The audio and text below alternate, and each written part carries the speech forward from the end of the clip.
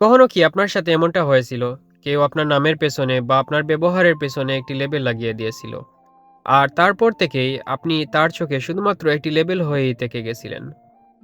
১৯৭৩ সালে এই বিষয় নিয়ে একটি এক্সপেরিমেন্ট হয়েছিল। ডেভিড রোজান এই এক্সপেরিমেন্টটি করেছিলেন। তিনি কয়েকজন সাধারণ মানুষকে যারা মানসিকভাবে শারীরিকভাবে সুস্থ, তাদেরকে একটা মেন্টাল হসপিটালে ভর্তি করান। আর তাদেরকে বলে দেন তোমরা হসপিটালে গিয়ে একদম নরমাল বিহেভ করবে, যেমনটা সাধারণ মানুষরা করে। সকালে ঘুম থেকে উঠে নাস্তা করে হাঁটাহাঁটি করে একদম সাধারণ মানুষের মতো বিহেভ করবে।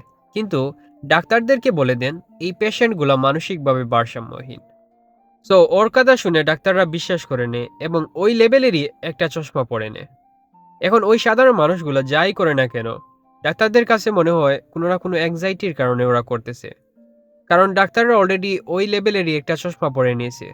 ডাক্তারদের চোখে ওদের কাজগুলো কোনো প্রবলেম না। প্রবলেমটা হচ্ছে তাদের পুরো ওই চশমা, যেটাতে ওরা ভেবে নিয়েছে যে ওরা হচ্ছে মানসিকভাবে ভারসাম্যহীন। আর এই একই কাজটি আমাদের সাথেও হয়ে থাকে। আমরা খুব সহজেই মানুষকে লেবেল দিয়ে দেই। আমরা কাউকে অলস মনে করে নিলাম।